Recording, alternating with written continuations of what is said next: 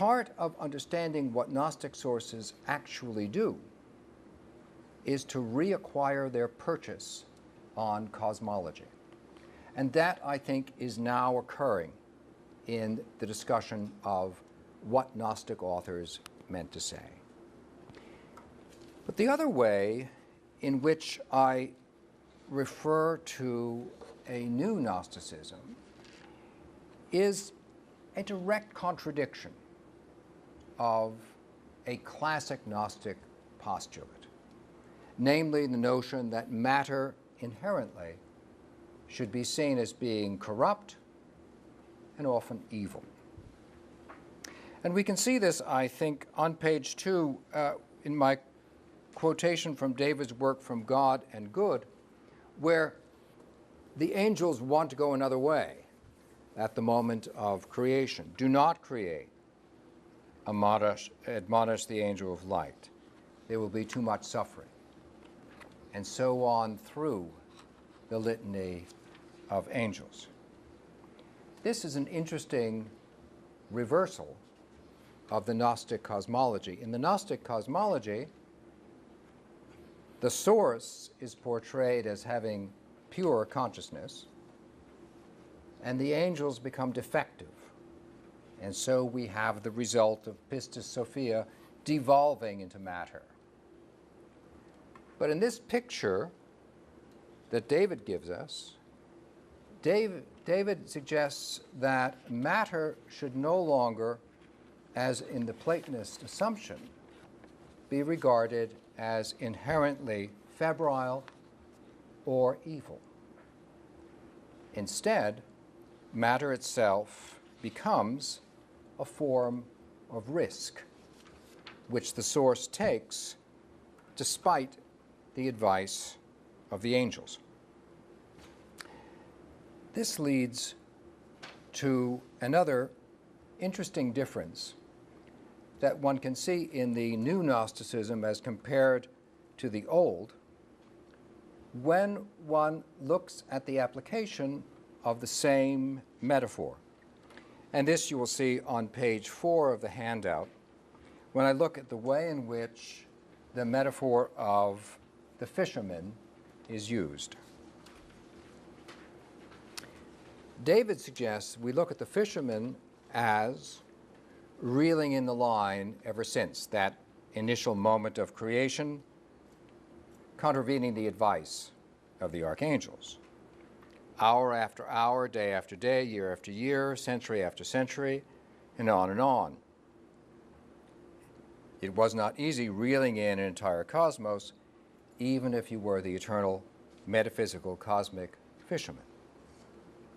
Gospel according to Thomas, from Nag Hammadi, looks at the work of fishing in a different way.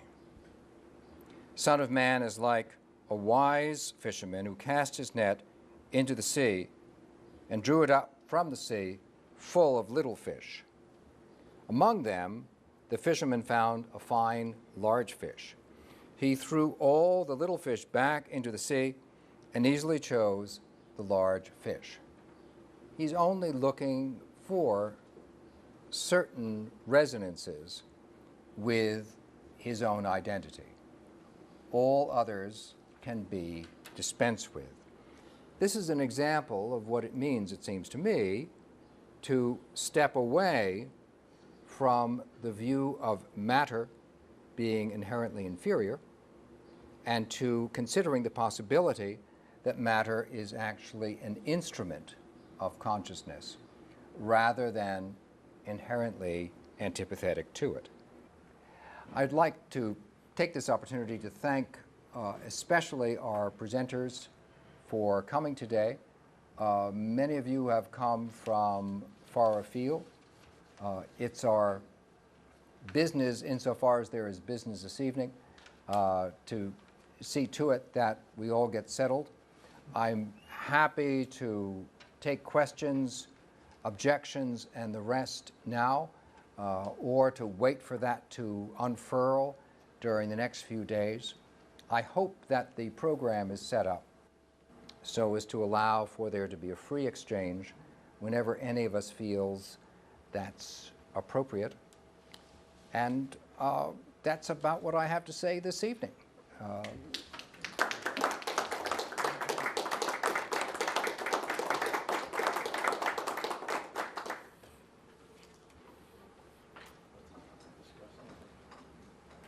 Gary, have I omitted something? No. Gary is my co-chair, and so he... It's a delight to have you all with us. Now, are you taking questions now, Bruce, or shall we? Do you feel like it, Gary? I think that we have dinner for the presenters at 7. I think that was our agreement, right? So that means that we'd have time now to discuss, or, you know, and how we want to discuss is a matter for us to establish as ethos. Maybe over a glass of wine. That's another In way. a more informal way. Yeah. Yes, please, Larry. I'm willing to make some comments. I was just waiting to Good. see that it's not like a class where No. You know, the bell rang and everybody's mad. Everyone leaves, right? But if we're not eating till 7. Exactly. There's time. Yeah, That was the I idea. found this very interesting, a good example of why it's worth coming to learn things you don't know as opposed to going to conferences where you see the same thing you always do. Because I would not have come at this from the Gnosticism point of view. I would have come at it from the point of view of Kabbalah, which David and I have discussed many times. But of course, Gnosticism is essentially the root of Kabbalah, because much of Kabbalah is what you might call a kosher Gnosticism. It's not our subject today, but I was very happy, but of course I knew that I would hear this from some of your other work, you know, with the reasonable view of these Gnostic texts and not all this idiocy that we hear in the press. But we'll pass over that because I'm sure that's not really relevant today. But what I wanted to say is that I still noted down the fact that it seems to me that some of, when you read the paragraph, and let's make believe that David words here, right? You can analyze someone's thought when they're not here. It's somewhat different than he can answer you, tell you, well, this is how I thought of it, not that way. But we'll leave that aside for that. We're just readers. So in the short outline which you gave, right?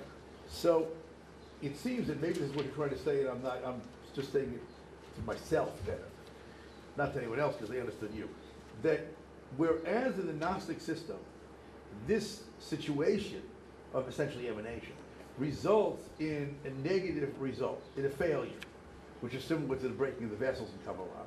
It results in David's system in a success. Okay? And this gets to something that I always ask myself about the Lurianic Kabbalah, which is, I guess, the best example of a later Jewish semi-Gnosticism mixed with Neoplatonism, et cetera, et cetera. And the question that I always couldn't figure out is, why would God set up a situation in which the vessels would break? Because as opposed to in your situation, in which it's an emanation who goofs up, okay, you can answer it's also an emanation in Kabbalah, because it's once you get to create the world, it's not the direct, okay. But still, it seems to me that what David is saying, what Kabbalah says, is that it is an intentional situation in a certain sense, that the story has to work out this way because we need this thing, which differs very differently from this mess of junky, moist, whatever it is, right? Which seems to be an unsuccessful pregnancy, as you said, or no, as the text there said, right? So that's the first comment that I had. The second comment I had is about this time thing, and I haven't really thought this out at all, really. But there's a big irony in a certain sense that I was mentioning in the discussion before that just the day before, 2 days ago, I had a whole long conversation with my wife about the Big Bang Theory. Because people quote the Big Bang Theory as the proof that really the basic essence of Genesis, of creatio ex nihilo, is true. And of course, in the Big Bang Theory, it isn't exactly the same. And this time thing comes in there. But I think the notion of Genesis also is, never mind for a moment Augustine who says this, but I think the notion of Genesis is that there is, that what we call time is irrelevant until there's a creation. And that seems to be very clear, because first you got to stick up the bodies, you know, the heavenly bodies, before you can know what time is. So it seems to me that that is also right there in Genesis, and we'll call it the myth for a moment, right? Genesis, right? That meaning the myth in the good sense, right? That there's no time beforehand. And it seems to me that the whole religious tradition has never been bothered by the thing that Hawkins says and all this kind of thing. Now, what do you mean? There couldn't be a God because he couldn't exist as there is no time, because there is no time, so he couldn't have existed before creation. And somehow or another that doesn't seem to bother us because we assume that God is beyond time, and therefore you can't even measure it that way. So what are you talking about? So anyhow, there's a long set of comments, but I hope that it's helpful in some way, because it really got me thinking in a different direction, right, than, previously on this topic. Thank you, Larry. Just to reply briefly, then I do want to come to Peter. On the issue of the Kabbalah, I agree with you that it is, on the whole, more accurate to say that Kabbalah is a version of Gnosticism than the reverse, especially Lurianic Kabbalah. Yeah. On the other hand, I have to admit, I just want to say, as it were, by way of footnote, that I still have some regard for Robert Grant's suggestion. I think he was the first to make it. David Flusser made it as well, but I think Robert Grant was there first, that one possible root of Gnosticism was itself Merkabah mysticism, one of the roots of the Kabbalah. But that's a nicety. On the issue of time, what I find most fascinating about Augustine's approach is, first of all, that he is establishing that from the 5th century, you have a view of time which is completely unlike anything that has to do with the creationist debate of the moment. Right. As it happens next spring, I'm teaching a course on evolution with our professor of biology. And our purpose is to set side by side scientific and theological understandings in their time and to talk about their relationship. And I've been astounded at the way in which Augustine's understanding of simultaneity in creation has, in recent discussion, been entirely eclipsed.